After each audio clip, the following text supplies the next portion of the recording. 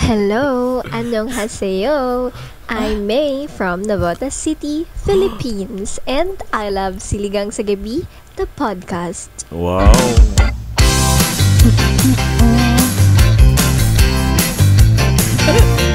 Click the follow button and the notification bell para updated ka kapag may bago tayong upload. Ang tanong ng isang netizen, ano nga ba ang stupidest way? Ba't kayo nagkaroon o nabaon sa utang? Aalamin natin ang kwento ng mga kapwa natin adults in just a short while. Pero bago yan, hello ka-okras all over the world! Welcome to episode 214 of Siligang sa Gabi, the podcast. Ako po ang inyong Jed Setter na si Jed, together with our Eat Girl Isha, and of course, our master storyteller na JWU. Ha! JWU! Jawok up. Kay Mike ko lang natutunan yung JW. Naginugel pa ni Isha. Totoo ba? Ju! Oo. Akala niya Ju. Si Jaworski pala. Wag ganun, Jed. Ang luma ng Jaworski ha. Baka hindi na alam yun ng ibang listeners. Okay. Hello sa mga nakikinig Oh sa my atin sa God. Spotify at sa mga nanonood sa YouTube at sa Facebook at syempre sa members natin sa Patreon. Batiin niyo sila dahil nakikita nila kayo through our special edits ng videos. Hello, hindi nakita ko yung baso ni Isha, parang ninakaw niya sa Dunkin, yung baso. Excuse Sa me. dine-in. Na-judge pa. Pang dine-in yan na baso. Pang dine-in yan. Bakit meron Pwede, ka yan? pinili ko to sa Lazada. Hindi yan pwedeng pang take out. Bakit meron ka yan? Nauso kasi nung pandemic, Nadala. yung double wall na glass, pang dalgona coffee. Okay. Yes. Lusot. Walang logo ng Dunkin. Correct, Sabi oo. Actually, tinanggal lang namin sa bahay. Tinanggal lang namin. Kinudgod lang na aceton. Taon Inamin. Tuloy-tuloy ang journey to 1 million downloads ha. Kaya naman keep on sharing the pod and stream our episodes, Siligang Express on Mondays 10 a.m. and Siligang sa Gabi main episodes every Wednesday 12 noon wherever you get your podcasts. Pero ito, a moment of silence bago ang lahat. Gusto nating sabihan ng mga ka-Okra America sa Los Angeles, California na mag-ingat Oo po nga. kayo. Grabe. At nakikisimpatya kami sa kung ano man ang nararamdaman nyo dyan. Ninang Carla, mag-ingat kayo dyan. At sana Yes, by this si time na Ninang. napapakinggan nyo itong episode na to, sana ay na-contain Oo, na. Ninang. Sana ay hindi man mababalik lahat agad yung mga nawala, mga nasunog and all. Sana ay okay kayo at kayo ay safe. Alam mo yun, parang kang nagpapabaga ng uling. Barbecue. Oo, diba? Magdidikit ng apoy. Yung hangin, bilis. sobrang nung hangin, nakaka-contribute siya sa Tapos ang nakakatakot, yung palm trees, nag-aapoy yung tuktok. Oo. Tapos nililipad-lipad yung mga ember. Pag yung embers, napunta na naman sa yung dahon, aapoy na Susunod naman din. yun. Oo. Ano yung ember? Oo. What's ember? Ember, yung parang, yung sa uling. Alam mo yung sa uling, pag pinapaypay mo, di ba may mga tumatalsik na parang Ambers. fireworks? Ambers. Oh, ember pala yun. Ember, hindi amber. Amber, ano yun, barbecue.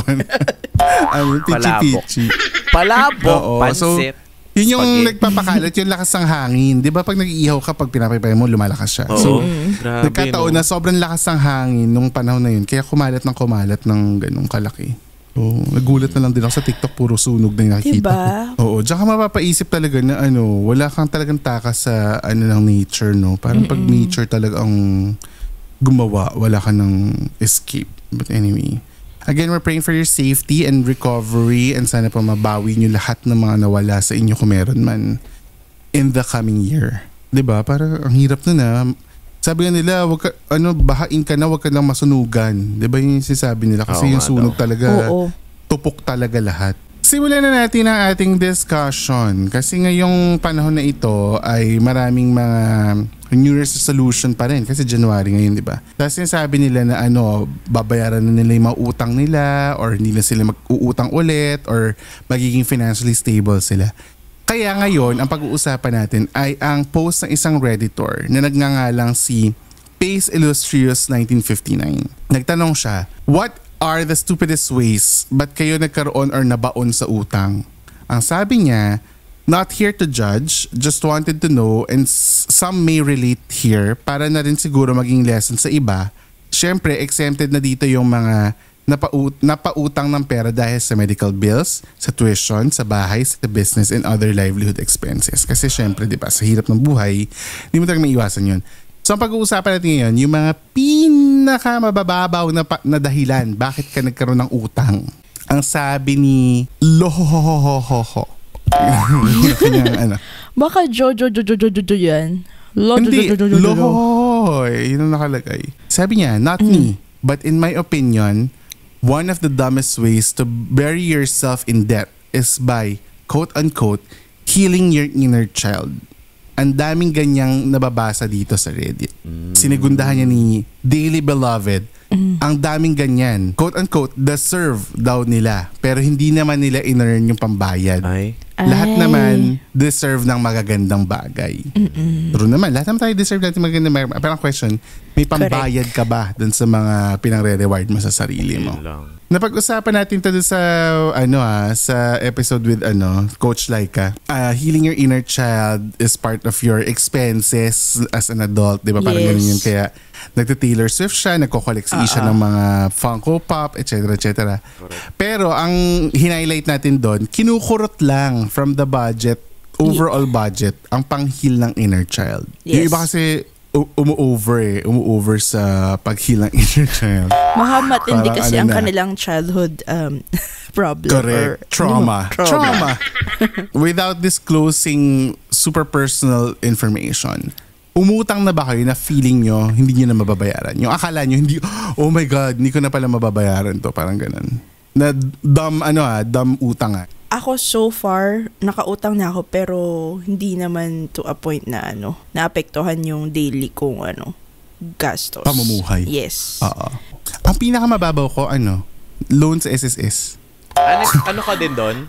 Nag-loan ka din? Kasi diba, sinasabi kasi nila na parang kunin mo yun kasi iba yung gagamit niyan pag hindi mo hiniram, ganyan-ganyan. Sa office, parang ini-encourage kang mag-loan ka para umikot yung pera. Ako din. Nag-loan ako din. 20 quit ba? Sa akin hindi. Malaki yung sa akin. Ayun, laki nung kay Jed. 50 something, 53. Akin 40 something yung akin. Ako nasa 20 plus lang.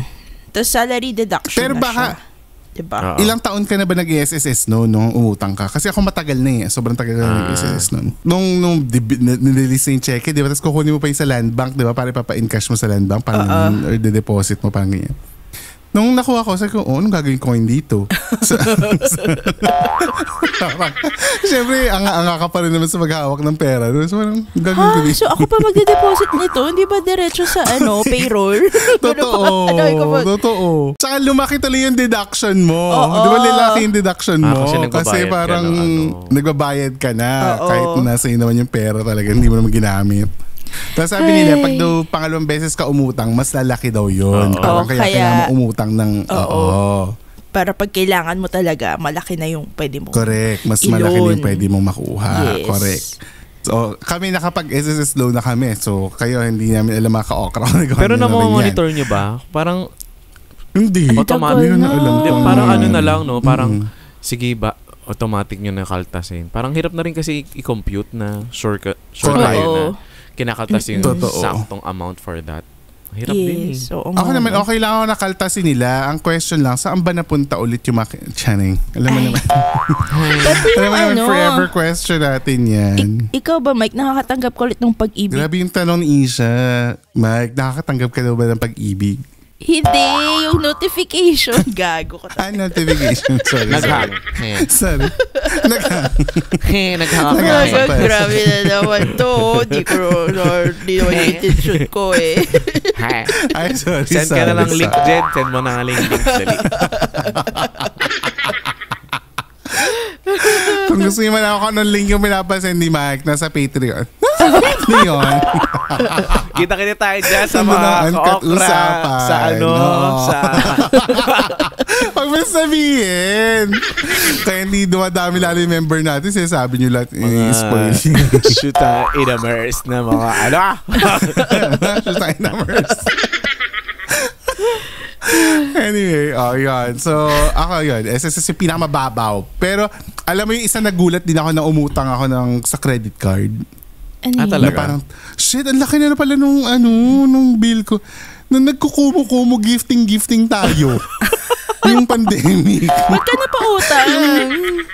Hindi kasi di ba naka-top up yon sa credit card kasi ako naka-link. Okay. Hindi ako sa debit card. Oo. So parang pagkakita ko ng credit card kasi, ano nangyari ba? Ang dami kong mabayaran.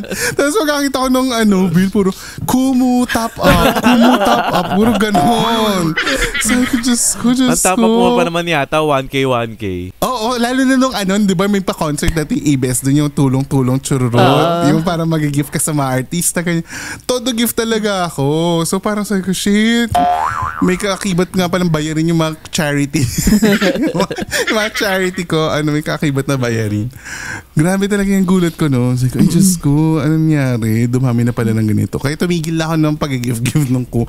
Kaya mapapansin nila nung nagkukumo tayong tatlo, iniikot na lang namin yung uy, gift mo sa akin yan para next, i-gift mo ulit sa ganun na kami na. Hindi na kami nagta-top up. Naalala ko yun. Gift na na lang kami, share na kami ng mga diamonds. Grabe yung kumudi. True. Hiring sila yata ngayon. Anyway. Charot, hiring sila. Wow. Gusto mo daw ba? Next ating entry, si Isha magbabasa. Go, Ish. Galing kay, paano ba sabihin to? Kim Boobs. Kim Boobsog. Galing kay Kim Boobsog. Baka OG siya. OG? Pwede rin. Kim Boobs OG. Pwede. Ano ba talaga? Sabi niya, during the pandemic, I was in a lot of stress and the only way I know how to cope with that was through food. So, nabaon ako sa utang because of food deliveries. Nawalan ako trabaho. Oy, grabe! Para may kilala tayong ganyan na mahilig mag-food deliveries. Grabe! Maaaring applicable to sa ano. Ano yung next? Nawalan ako trabaho. Tumaba pa ako. May kilala tayong ganon. Mahilig sa food delivery, nawalan ng trabaho, tumaba. May kilala tayong ganyan. Reveal yourself, Kim Boobs OG. Sa mga listeners po namin, si Jet po yung namili ng mga babasahin. So, hindi ko alam na... Inassign nyo. So, kaya ang perfect nito. May kadugtong pa. Di ko alam gagawin ko. Awa ng Diyos, nakabangon naman. So, nakabangon naman siya. Ganun Go dapat. Kim Boobs OG. Kim Boobs OG. Kahit nabaon ka sa utang, babangon tayo. Correct. Siyempre, paano ba makukuha yung order sa babangon? Di babangon, di ba? Exactly. Totoo naman dalhin pa ng kuya driver sa kama mo, di ba? Babangon ka talaga. Tama. Ikaw na, Mike. Ano naman ang next mo? Ayokong basahin. Parang ayokong basahin. Diba, Mike? Parang ito, yung mga selection na masyadong may personal. May Hoy, random yan. Hindi to random. Hindi yan random. Ang specific ng pagka-screenshot ng pagka-crop ng ko. Random ko yung nilagay sa ito. Jed, Mike, Isha. Ganon, ginanon ko lang yan. Ano daw ang dahilan nitong third nating kasama? Sabi ni Crafty Ad 2309. Sabi niya, wahahaha. Yun lang. Natawa lang siya. Hindi na sinabi siya. Hindi yun. May sinabi siya before wahahaha. Wala, parang nabura. Sandali. Bumuelo siya. Nabondo siya sa utang. Sabi niya kasi, na-in love. Wahahaha.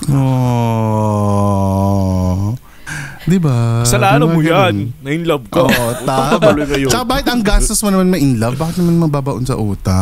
True. Ano kayong binibili? Oh, God. Correct. Tapos may nag-reply, may sumagot. Sabi ni Pace Illustrious 1959. Siya si original poster. Siya yung nagtanong ng question. Yes. Sabi niya, tinamaan din ako. Di naman nangutang pero naubos halos ipon ko. Ha? Bakit? Baka nagkaka-travel as a couple, kaki-gift, ganun. So hindi diba? Siya lahat nagbabayad, ganun? Okay lang yan. Basta you're doing it for love, okay lang yan. Wow. Okay lang ba talaga, Mike? Okay lang. Okay lang yan. Okay lang yan. Pero kasi, ang hindi okay, kapag nagkakautang ka na. Parang Totoo. medyo, na yun sa'yo na parang, nagkakautang ka na for love. Pero meron ka namang pwedeng gawin na for love na hindi ka mababaon sa utang, di ba? Sabi ni Invalidated Thoughts, this, habang buhay ko yatang dadalhin yung regret na mas inuna kong alalahanin yung maibibigay ko sa partner ko kesa sa kung anong maibibigay ko sa sarili ko. In the end, siya gumanda buhay, ako nalugmok sa utang. Grabe Ay, ang naman. sad naman. Pero wait lang ha, Sad. hindi na yun sobrang, parang for me, hindi na yun pagmamahal. Medyo katangahan na Correct. yun, friends. Totoo. Kaya nga, stupidest ways, diba? Yun naman yung question. Ano yung pinaka... Yung pala, oh my God. Yung pala yung Gusto ko topic. yun na pala na-gets. Yun na pala na-gets host. Bobo! Sabi na naman ng original muser. Bobo naman. Nagbabasa.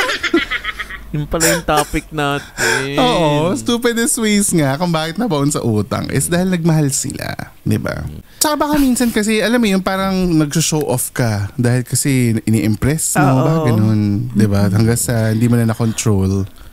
Or pwede ring minamanipulate siya ng partner niya na Pwede ganito. rin.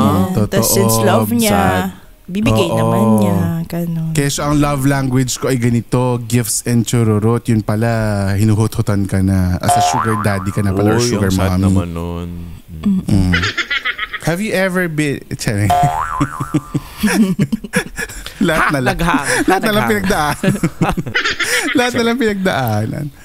Ish, ano ang next? Bago tayo mag-break.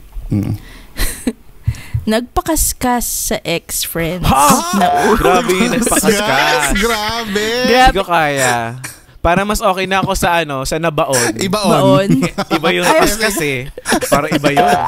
Para mas okay din minsan yung kaskas lang. Again, tignan mo. Mas nasaktan ako doon sa makaskas. Sa lahat ng comments, yun ulit ang pinili ni Jed from all the comments sa Reddit. From baon to kaskas. Okay? Hindi ako. Si Mike ang Disclaimer lang po. nagbibigay ng mali siya. Oh. Ay, wala tayong naano dito. Ano? Teka, babalik tayo. Nagpakaskas sa ex-friends na nung una okay naman. Okay namang magbayad. Tapos bigla na lang tumakas at walang paramdam. Oh no. Been paying for their debt since 2022. Pero laban lang, this too shall pass. Wala, grabe Ang naman. laki siguro Grabe. nun. Kasi 2022 tapos 2025 na ngayon. 3 years na niya binabayaran. Sino yung si Heart Evangelista? Charot. Hindi ko pala binasa yung username. Siya si key_ad6910. Ang Alam mo yung kaskasero term- ng tuta. Joke lang. Nagpapakaskas kasi, ibig sabihin yan, Credit nakikaskas card. sila ng credit card. Yung halimbawa, Yes. uy friend, wala akong credit card, pwede ba ipakaskas ko sa iyo yung credit card? Ang hindi nyo alam, nagiging utang nyo yun sa bangko, hindi naman yung utang nila. Oh. Kasi ikaw yung nakapangalan sa bangko so wala kang choice kung magbabayad nun, di ba? Malas mo kung kagaya ka ng mga ex-friends ito ni poster na na hindi nagbayad, tinakasan ka. O paano? Pero minsan Diba? style nila yan eh. Sa simula, babayaran ka hanggang sa parang makuha nila yung trust mo. Tapos biglang Loob mo. big time, malaking transaction. Pero, Tapos yun na yung So, friends mo ba talaga sila kung ganyan? Exactly. Hindi So, Diba hirap Totoo. magpautang sa friends? Totoo. Hirap talaga. Kaya again, sinasabi ko lagi yung tip sa inyo yan, pag mapapautang kayo, ang papautang nyo lang, yung kaya nyo mawala sa inyo. Yung parang hindi kayo bayaran, carry na. Kasi Oo. may chance talaga na ganun eh. Di ba? Na hindi mo sure Parang, minsan, magsasabi sila ng amount, sobrang laki. Minsan sabihin ko Oo. na lang na, ganito na lang, tapos kahit wag mo na bayaran. Ganun. Halimbawa, 10,000. Kaya ko 500 lang yung kaya ko ngayon. Ganun. Eh, wala akong magagawa. Huwag ka na rin magbida-bida na ibibigay mo yung pera ng buo na hindi mo naman sure kung babayaran ka. Unless may kontrata kayo. Eh, bihira naman sa oo. friends yung may kontrata kayo eh. Di ba? Wala namang ganun sa friendship na, babayaran kita by this date, ganyan-ganyan. Wala namang ganun eh. Tularan nyo kami ni Isha na kung manalo sa raffle, may kontrata. Di ba, Ish? May ganun tayo. Oo. Pag nanalo sa ABS raffle, hati-hati kami. Oo, tapos may kasulatan tsaka merong ano yun. Kulang na lang may audio record yun. Pag nanalo ako sa raffle, mamaya bibigyan ko si Jed ng 50%. Oo, correct. Ang alam mo, nung itatapat ko na sa kanya, Mike, ayaw niya mag-record. Sabi ko, excuse me. Halatang scammer. Halatang manggagancho. Diba? So, kung wala namang mga ganang formal na usapan, mag-ingat kayo lagi sa pagpapautang kasi hindi nyo talaga maaasahan na ibabalik nila right away. Tsaka nga, laging sila pa yung galit pag siningil mo, diba? Tsaka parang hirap-hirap maningil. Oh, tsaka dapat nga hindi ka na umaabot sa point na naniningil ka eh. Dapat voluntarily binibigay yun eh, diba? So, kung gusto niyo pong maging maayos na friend at na may high credit limit, credit score, mag-volunteer kayo na bayaran yung utang kahit hindi agad-agad, di ba? Sabi mo lang ng terms mo, pwede bang every payday babayaran natin ng 500, ganyan. O kaya hindi mag-volunteer noon, hindi yung kayo pa hinahabol. Ano to? May gusto ka bang... Naku si Billy, may utang pa sa akin si Billy. Oy, Billy sasabunutan talaga kita. Grabe, yung pinamburakay nyo doon, hindi mo pinuntahan. Pinabukbuk mo yung burakay. Hayop ka talaga, tapos di ka sumama. Sabunot talaga kita. Ano ba yan? Bayaran mo ko. Hayop ka. At balita, nagpapatato ka ba ngayon? Nagpapatato ka ngayon? Buti na lang friends kami ni Billy. Pero ito nga ang question ko, friends mo ba talaga siya? Hoy Billy, utang mo, hayop ka. Di ba ganun yung question mo kanina? Friend mo ba talaga sila pag ganun? Sa bunutan kita mamaya pag inabutan kita sa tattoo shop talaga. Hindi dapat magpapatato din ako eh. Nawala rin talaga sa isip. Ay wow, hindi ko nalagay sa ano calendar. papatato mo na naman dapat? Secret. Grabe siya. Grabe na addict na si Mike. Ayoko tuloy mag-start. Baka magaya kay Mike. Palagi ka na ng bangs, Jed. Bangs lang, pero wala buhok dito. Talaga. Ganun gusto yung ganyan ang gusto yung atakihan Gusto yung tatoan sa bang. Sorry. Tawa ko. Magbabalik po kami. Kukutosan ko lang itong dalawa. Magbabalik kami after this quick break. Hello, annyeonghaseyo. I'm May from Navotas City, Philippines, and I love Siligang sa Gabi, the podcast. Break time muna tayo sa usapang stupid utang. Time for member shout out. Hello to the certified Ka-Okra Pro and Ka-Okra Pro Max members on patreon.com/siligangsagabi. Hi sa inyo, Royce, John Lester, Rochelle, Donna, Jeddah, Famela, MJ, Kerwin John, Sexbam Roxy, Jen, Lettuce Oreo, Zyren, Vida Margaret, Jeremy, Sarina, Lemon, Jermaine, Saitel, Nix, Marinil, Jean, Joseph Kirby, Manags, RJ. Hi guys! And hello din sa inyo, Valerie, JP, Christian J, Mama Batong Bakal, Nanay ni Rio, Moana, Primrose, Maida, Chloe, Donna, Jay, Cassandra, Mickey, Ren, Aid, Kat, Diane, Sheena, Arla, Jemiel, Welmer, Jamilis, and Jennifer. Hi guys! Hello din kay Shaola, Ate A, Mads, Franklin, Adi, Zarina, Aiko, Moy, Kims, Ozel, Mark, Vernice, Norly, Jenny from the Block, Emma, Maui, Tita Cecil, Belle Shane, Sheila, Fair, Ninang Carla. Ingat po, Ninang Carla sa Ingat LA. Ninang Carla. Nurse Buen, Manzo, at kay Dave. Hi Dave. Hello sa inyong lahat. Thank you to all our members. Dahil sa inyo may once a month live recording na tayo dahil we do members only live recordings tuwing end of the month. Abangan nyo yun ngayong January, end of January kasi yun din ang anniversary live natin. Abangan nyo yan. Dahil din dyan, nakakatulong tayo sa ating subscription today, sa ating chosen cause for the month of January. Dahil part of your subscription goes to our organization for the month of January, ang patreon.com. Ang Potion Project. Ang Potion Project. Kasi naman, yung bangs kasi, inano niya, oh my God, affected pa rin siya, Mike. Nagulo yung bangs. Sakit niya sa bangs. Dahil part ng yung subscription goes our chosen organization for the month of January, ang Potion Project. Kaya mag-subscribe na kayo sa patreon.com/Siligang sa Gabi and make sure na naka-Okra Pro or ka-Okra Pro Max membership kayo para nakikita niyo lahat ng videos in advance at nakakatulong kayo sa ating chosen charity. Okay, go nyo na yan. Ngayon, diretso na natin ito sa i-shout out sa gabi. Ang ating shoutout ay nanggaling sa Instagram kay Yuri. Sabi ni Yuri, Hi, Yuri. Hi, Siligang.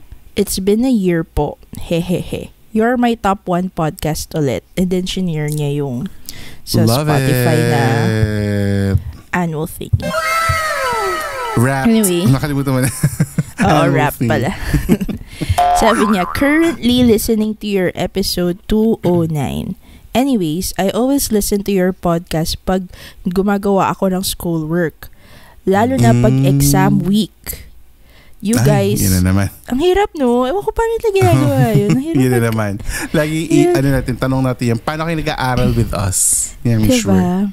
True. Anyway, sabi niya, you guys save me from drowning sa mga schoolwork.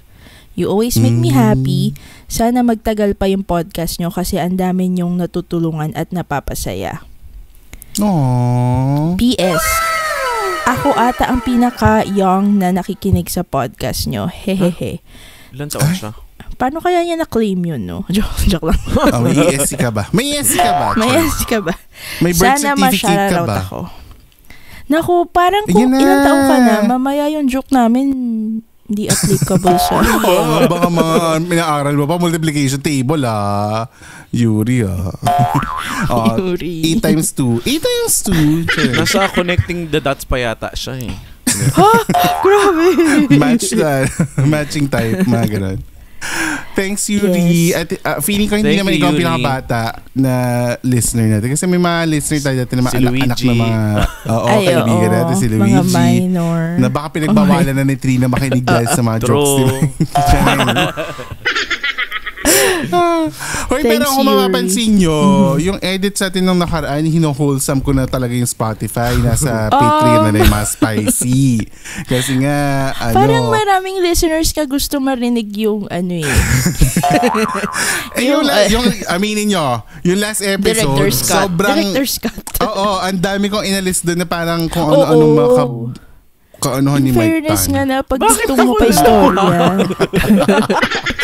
Sobrang Wait, pang santo speaking na of- yung Speaking of Mike Tan, isama ko na rin to sa shoutout from YouTube na nanggaling kay Jill Rosales 8078.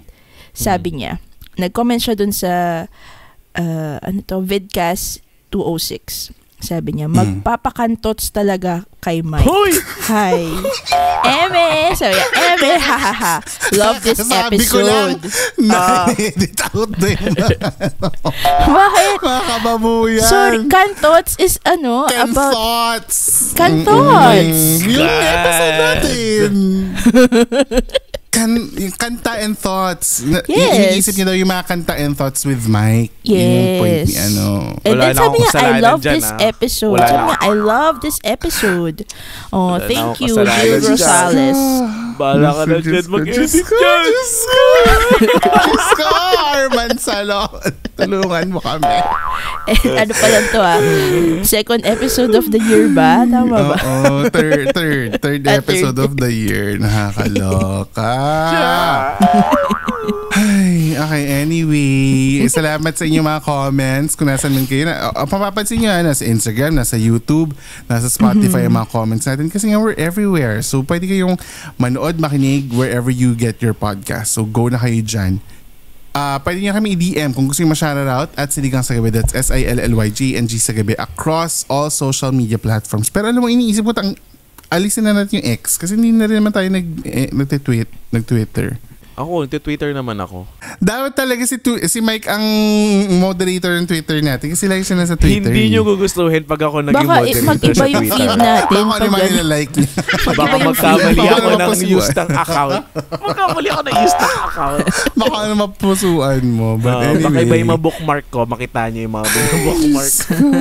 Kaloka ka talaga. Okay na, back to the episode na tayo mga beshi.